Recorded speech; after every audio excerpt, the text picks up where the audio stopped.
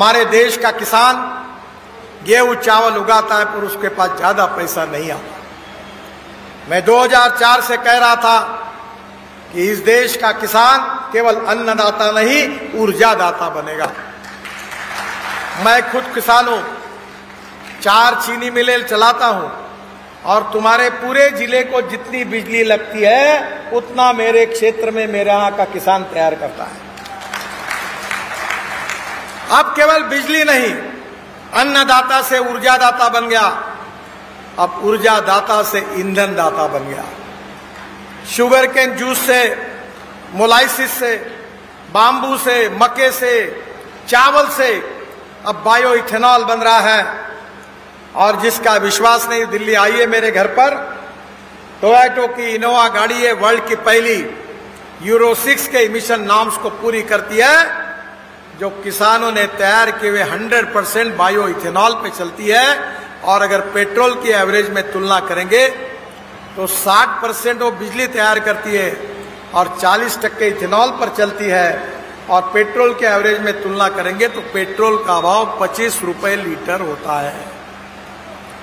अब हमारे यहाँ टोयोटा, मारुति सुजुकी, टाटा सब फ्लेक्स इंजन की गाड़ियां ला रहे हैं।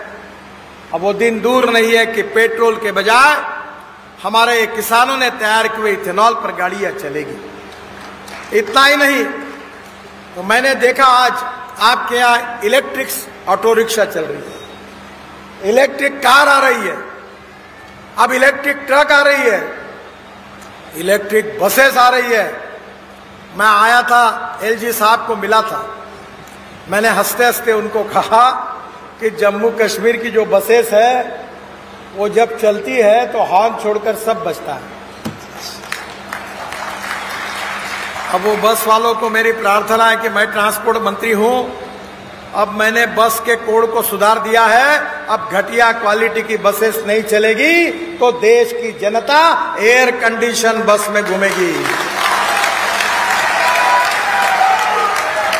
और एयर कंडीशन में घूमने के बाद किराया बढ़ेगा नहीं, 30% किराया डीजल बस की तुलना में कम होगा और प्रदूषण नहीं होगा। अब पानी से हाइड्रोजन तैयार कर रहे हैं। मेरे घर पर एक गाड़ी है टोयोटा की, उसका नाम है मिराई। मिराई जापानी वर्ड है, उसका अर्थ होता है भविष्य। और मैं आपको बताना चाहता हूं कि ये गाड़ी हाइड्रोजन पे चलती है। आप आ जाइए देखने के लिए। और इसलिए आने वाले समय में अच्छा इंफ्रास्ट्रक्चर बन रहा है। और इतना ही नहीं तो जो राइस स्ट्रॉ परली पंजाब हरियाणा में जलाते हैं, जिसके कारण दिल्ली में प्रदूषण होता है, वो परली से पंजाब में, हरियाणा में, पश्चिमी उत्तर प्रदेश में और देश में 400 प्लांट प्रोसेस में 60 शुरू हो गए हैं। अब परली से बायो सीएनजी तैयार हो रहा है।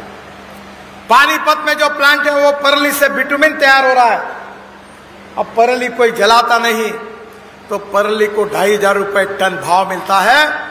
और अब परली से पानीपत में हवाई ईंधन तैयार होगा और जिसके ऊपर हवाई जहाज चलेंगे।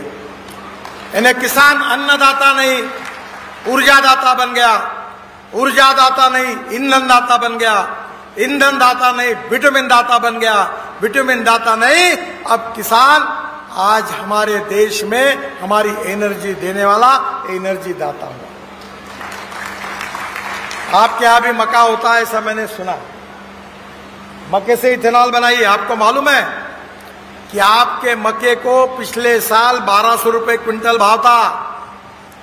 हमारी सरकार ने मक्के से इथेनॉल बनाने की अनुमति दी तो मक्के का भाव 2600 रुपए क्विंटल हुआ। दुगना तिगना भाव हो रहा है क्योंकि डिमांड बढ़ गई। इस देश में केवल स्मार्ट शहर नहीं बनने चाहिए, स्मार्ट विलेज भी बनने चाहिए। टूरिज्म को बढ़ावा मिलना चाहिए। जम्मू से श्रीनगर हम बहुत 18 टनल बना रहे हैं, बहुत रास्ता अच्छा बना रहे हैं और 2 रोड बना रहे हैं।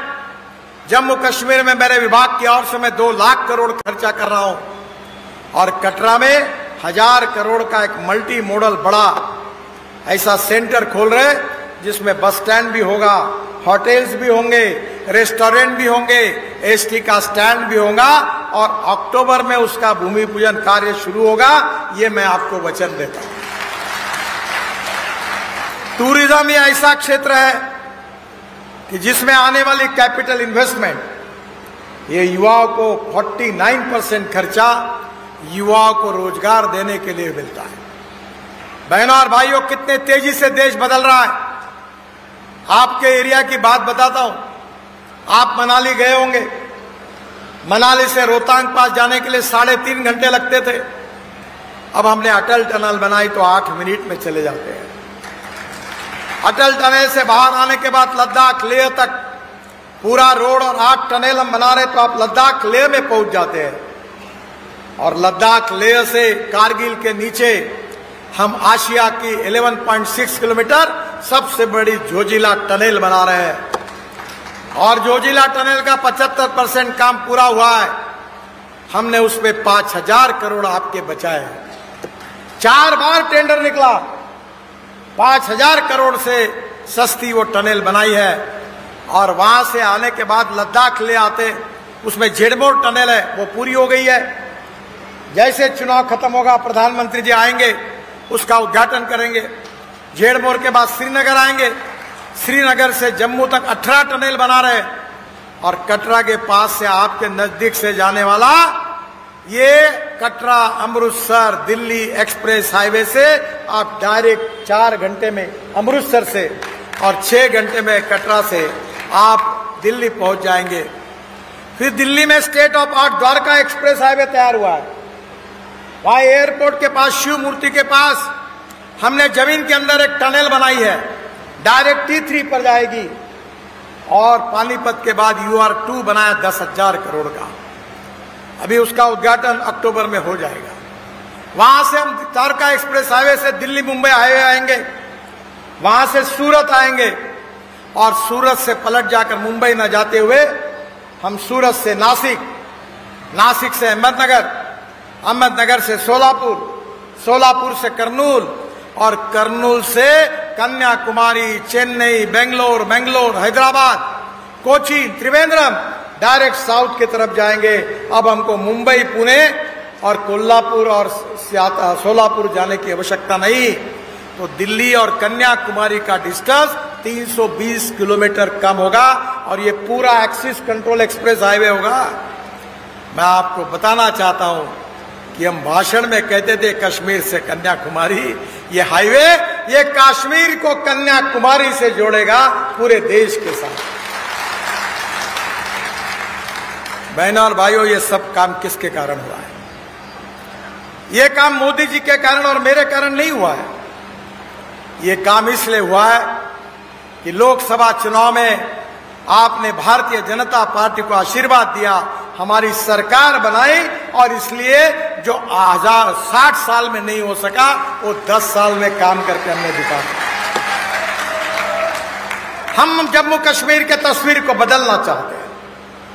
हम वर्ल्ड स्टैंडर्ड का इंफ्रास्ट्रक्चर बनाना चाहते हैं। गांव गरीब मजदूर किसान का कल्याण करना चाहते हैं। हमारा एक्सपोर्ट बढ़ाना चाहते हैं। हैंडलूम, हैंडीक्राफ्ट, पश्मीना सब में हम विकसित करके दुनिया को अपना माल बेचकर हमारे यहाँ के लोगों को हम समृद्ध और संपन्न बनाना चाहते हैं।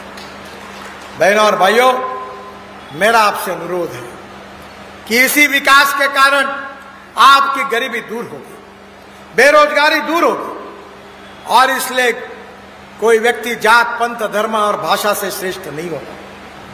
भारतीय जनता पार्टी इस सिद्धांत पर विश्वास रखती है कि कोई भी व्यक्ति जात, पंथ, धर्म, भाषा और सेक्स से बड़ा नहीं होता, उसके गुणों से बड़ा होता है। हिंदू को जिस भाव में पेट्रोल मिलता है उस भाव में मुसलमान को मिलता है। पिछले 10 साल में हमने अनेक योजनाएं लाई। क्या कोई योजना में, आयुष्य योजना में, उज्ज्वला योजना में, हमारे किसी योजना में क्या हमने अल्पसंख्यक समाज पर अन्याय किया? सबका साथ, सबका विकास, सबका प्रयास, सबका विश्वास, इसी के आधार पर हमने काम करने की कोशिश की। बहनों और भाइयों, हम मुसलमानों के विरोध में नहीं है, पर हम आतंकवाद के विरोध में हैं। हम पाकिस्तान के विरोध में, जो पाकिस्तान की हालत दिन ब दिन खस्ता हो रही है, और हिंदुस्तान में आतंकवादियों को समर्थन देने का काम पाकिस्तान समाप्त करे। और मैं विश्वास दिलाना चाहता हूं कि जम्मू कश्मीर की जनता में हिंदुओं मुसलमानों सबका विकास होगा, सबको रोजगार मिलेगा और सही अर्थ में जम्मू कश्मीर एक प्रगतिशील, समृद्ध और संपन्न राज्य होगा। और यही करने के लिए हम जम्मू कश्मीर में रोड बना रहे, टनल बना रहे, ब्रिजेस बना रहे। परसों मैं 15-10 दिन पहले आया था। वैष्णो देवी के बाद में वो कौन सा बूढ़ा कॉन्स्टिट्यूंसी का नाम है, शिवपुरी, वहां मैं गया था। 3 ब्रिज, आइकॉनिक ब्रिज बन रहे। बहनों और भाइयों, जम्मू कश्मीर तेजी से बदल रहा है। कितनी टनल हम बना रहे हैं। हाइड्रो पावर पे इलेक्ट्रिसिटी आएगी, डीजल पेट्रोल की जरूरत नहीं पड़ेगी। इलेक्ट्रिक पर स्कूटर, ऑटो रिक्शा, कार और ट्रक और बसें चलेगी, प्रदूषण नहीं होगा, आपकी लॉजिस्टिक कॉस्ट कम हो जाएगी। जहां 120 रुपए का पेट्रोल लगता है, 110 रुपए का डीजल लगता है, वहां केवल 7 और 8 रुपए की बिजली लगेगी। और इसलिए बहनों और भाइयों, ये बदलती हुई तस्वीर, जम्मू कश्मीर की तस्वीर, ये हमारी सबकी आस्था है, हमारा सपना है। और ये सपना पूरा करने के लिए मैं आज आपके इस मतदार क्षेत्र से आया हूं कि विशेष रूप से हमारे मंत्री भी रह चुके आदरणीय चंद्र प्रकाश जी, अच्छा काम कर चुके, विश्वसनीयता है, साख है, और आपके तस्वीर को बदलने की, यहां काम करने की उनकी ताकत है।